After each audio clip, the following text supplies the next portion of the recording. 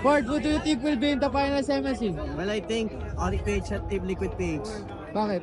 I think, because of the meta. Ano, Tail Page tsaka Onyx. Bakit? Kasi parang nakikita ko, parang mabilis kami maka-adapt sa meta pareho. Tapos pag naka-adapt kami sa meta, parang kaya namin matuloy yung momentum na. I think Tail Page and Onyx Page. Bakit? Because we're gonna practice really hard. Tingin ko Team Liquid Page and Onyx Page. Bakit?